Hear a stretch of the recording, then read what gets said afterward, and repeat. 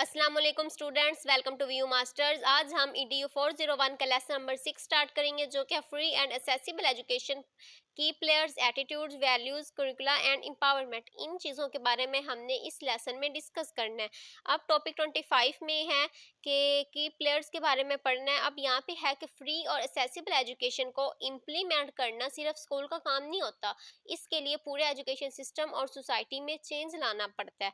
लेकिन जब education system को चेंज करता है तो कुछ चैलेंजेस सामने आते हैं। वो रुकावटें कौन सी हैं कि एग्जिस्टिंग एटीट्यूड एंड वैल्यूज़, लोगों के मौजूदा एटीट्यूड और वैल्यूज़, और अंडरस्टैंडिंग की कमी होना, नेसेसरी स्किल्स की कमी होना, लिमिटेड रिसोर्सेज होना, और एजुकेशन सिस्टम की इनएप्रोप्रिएट ऑर्गेनाइजेशन। इसलिए एजुकेशन रिफॉर्म अक्सर छोटे लेवल से स्टार्ट होते हैं और आहिस्ता आहिस्ता एक्सपैंड होते हैं।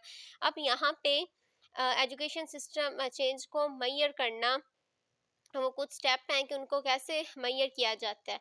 अब बच्चों को मिलने वाले डायरेक्ट बेनिफिट्स, एजुकेशन पॉलिसीज और प्रैक्टिसेस में पॉजिटिव चेंज, स्टूडेंट की पार्टिसिपेशन में इंक्रीज, डिस्क्रिमिनेशन में कमी जैसे gender, disability, caste, minority status, इन सब को ख़त्म करना, गवर्नमेंट और कम्युनिटी इंस्टीट्यूशन के दरमियान उनके दरमियान बेटर कोऑपरेशन बनाना। इस प्रोसेस में की प्लेयर्स इंपॉर्टेंट रोल प्ले करते हैं। वो कौन से हैं? टीचर्स, पेरेंट्स, और community, school authorities, curriculum planners, training institutions, educational entrepreneurs. सबसे इम्पोर्टेंट रोल क्लासरूम में टीचर का ये होता है कि स्कूल असेसिबल सॉरी सबसे इम्पोर्टेंट रोल क्लासरूम टीचर का होता है कि क्योंकि टीचर डेली बेसिस पर स्टूडेंट को पढ़ाता है, लेकिन साथ ही मिनिस्ट्री ऑफ एजुकेशन, जो एजुकेशन के मिनिस्टर होते हैं, उनकी रिस्पॉन्सिबिलिटी ये होती है कि स्कूल एक्सेसिबल और चाइल्ड सेंटर प्रोग्राम डिवेल्प करें, ज़्यादा से ज़्यादा स्कूल्स बिल्ड करें। अब टॉपिक 26 हमारा स्टार्ट हो रहा है। अब इसका दूसरा पार्ट की प्लेयर्स टू, इसमें है कि फ्री और एक्सेसिबल एजुकेशन में फैमिलीज़ और कम्युनिटीज़ भी बहुत इंपॉर्टेंट रोल प्ले करती हैं। अगर फैमिलीज़ अगर फैमिलीज़ प्रॉपर इंफॉर्मेशन दे, ट्रेनिंग दी जाए, उनको मोटिवेट किया जाए, तो वो अपने बच्चों के एजुकेशन को स्ट्रॉन्ग सपोर्ट दे सकती हैं। लेकिन अक्सर मार्जिनलाइज्ड लर्नर की फैमिली को एजुकेशन सिस्टम में इन्वॉल्व करना बहुत मुश्किल हो जाता है। दोबारा बता दूं, मार्जिनलाइज्ड फैमिलीज़ कौन सी? जिनको मुल्क में अहमियत नहीं दी जाती, उनके फैसले को नहीं अहमियत दी जाती, उनके हकूक़ का सलूक किया जाता है। अक़लियतें भी आप लोग इनको समझ सकते हैं।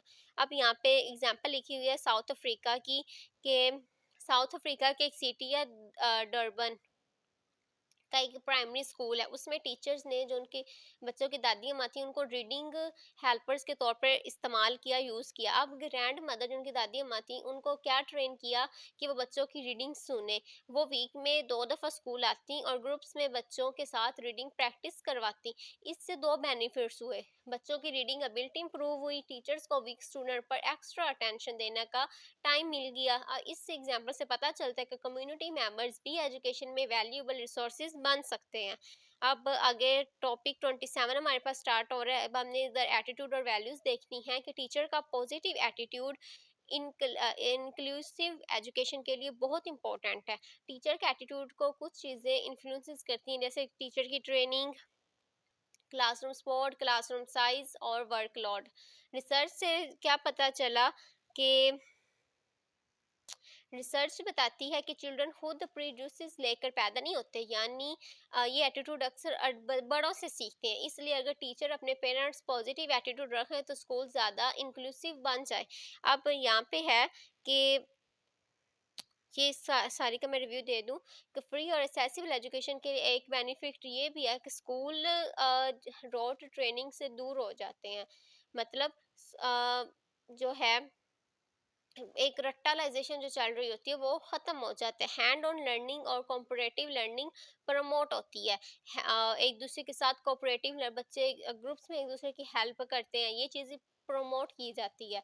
डाइवर्सिटी को पॉजिटिव फोर्स समझा जाता है। बस इसमें यही था। अब आगे टॉपिक 28 हमारा स्टार्ट हो रहा है। इसमें करिकुला हमने देखना है फ्री और एसेसिबल एजुकेशन में कि एजुकेशन क्वालिटी और एसेस एक दूसरे से क्लोजली कनेक्टेड है। इसलिए करिकुलम यानी नसाब जो है उसको फ्लेक्सिबल और एसेसिबल यानी फ्लेक्सिबल फ्लेक्स उसमें होना चाहिए और एसेसिबल हर एक को एसेक्स उससे मिलनी चाहिए। ये इसमें होना चाहिए। अब प्रॉब्लम इसमें क्या आती है? प्रॉब्लम ये है कि ट्रेडिशनल निसाब अक्सर एक्सपेक्ट किया जाता है जो पीछे से ट्रेडिशनली चलता आ रहा है। सब स्टूडेंट सेम चीज़ सेम टाइम पर सेम मेथड से सीखें, लेकिन स्टूडेंट्स की जो एबिलिटीज़ होती हैं और नीड्स वो एक दूसरे से डिफरेंट होती हैं। इसलिए जो निसाब है उसको स्टूडेंट्स के नीड के मुताबिक एडजस्ट होना चाहिए। अ, यहाँ पे अब हमारे पास स्ट्रेटजीज हैं डिवेलपिंग असेसिबल करिकुला की। क्या स्ट्रेटजीज हैं कि स्टूडेंट्स को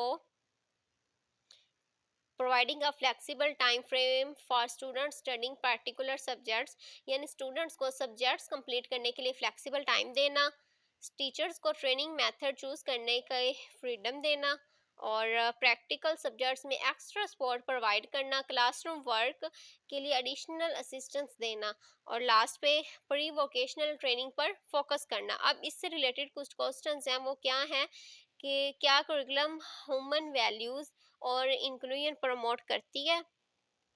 क्या ह्यूमन राइट और चिल्ड्रन राइट्स करिकुलम का हिस्सा है?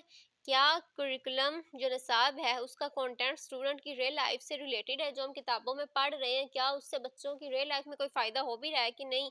और क्या जो जेंडर है, कल्चर है और लैंग्वेज का आपस में डिफरेंस है उसको कंसीडर किया गया? और लैंग्वेज एजुकेशन इंक्लूड है?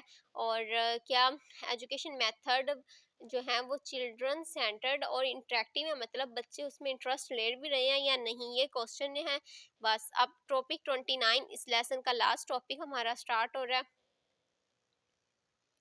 हाँ, इसका लास्ट ही है कि एम्पावरमेंट फॉर ऑल। एम्पावरमेंट का मतलब है कि कम्युनिटी को पावर और पार्टिसिपेशन देना ताकि वो एजुकेशन सिस्टम को इम्प्रूव कर सके। अब जब कम्युनिटीज में जो टीचर्स हैं, एडमिनिस्ट्रेटर्स हैं, गवर्नमेंट ऑफिशियल्स हैं, इन सबको अकाउंटेबल बना सकती हैं तो लोग स्कूल इम्प्रूवमेंट में ज़्यादा इंटरेस्ट लेते हैं। इससे कम्युनिटी खुद भी एजुकेशन में रिसोर्सेज और सपोर्ट प्रोवाइड करने लगती है। रिसर्च के मुताबिक जो वर्ल्ड बैंक है, इन्होंने क्या हाईलाइट किया कि जब मार्जिनलाइज्ड ग्रुप्स को एजुकेशन का असेस मिलता है, यानी उनको जो अकलियत वाले हैं, लो तबका वाले हैं, उनको जब एजुकेशन की असेस मिलती है तो सोसाइटी का जो माइंड सेट है ना वो चेंज हो जाता है। लोग समझना लग जाते हैं कि ये ग्रुप्स भी डेवलपमेंट में इम्पोर्टेंट रोल प्ले कर सकता है। जाहिर बात है वो भी इंसान ही है, जब उनको एजुकेशन मिलेगी तो वो भी तो मुल्क की डेवलपमेंट का हिस्सा बनेंगे। इस तरह जो एम्पावरमेंट है और एजुकेशन रिफॉर्म मिलकर फ्री और एक्सेसिबल एजुकेशन को स्ट्रॉन्ग बनाते हैं। अब बहुत गरीब खानदानों के बड़े ज़हीन फ़तीन बच्चे होते हैं, उन बेचारों को एजुकेशन नहीं मिल रही होती, जिस वजह से वो वहीं उनको एजुकेशन नहीं मिलती, ना ही वो मुल्क की डेवलपमेंट कर पाते हैं। वो बेचारे मजदूरी दिहाड़ी ये काम कर रहे होते हैं। अगर उनको एजुकेशन मिले तो वो इंजीनियर और मुल्क के लिए क्या क्या नहीं उसकी डेवलपमेंट के लिए काम करें। तो इसलिए हुकूमत को चाहिए कि वो पाकिस्तान में इंश्योर करे कि हर स्टूडेंट को एजुकेशन मिल रही है। बस इसी के साथ हमारा लेसन खत्म होता है। उम्मीद करती हूँ आप लोगों को अच्छे से समझ आ गई होगी। कुछ अगर नहीं समझ आए तो आप लोग मुझसे कमेंट सेक्शन से पूछ सकते हैं, मैं एज वेल एज सून उसका आप लोगों को रिप्लाई करूंगी। और मेरे चैनल को सब्सक्राइब कर दें, लाइक कर दें और प्यारा सा कमेंट भी कर दें ताकि मैं आप लोगों का फीडबैक दे के खुश हो जाऊँ। और अभी तो क्लासेस स्टार्ट होने वाली हैं और मेरी ट्राई है कि क्लास स्टार्ट होने से पहले पहले मैं जल्दी जल्दी ये लेक्चर्स कवर कर लूँ। तो मिलते हैं नेक्स्ट लेक्चर में, अपना ख्याल रखिएगा। अल्लाह हाफिज़।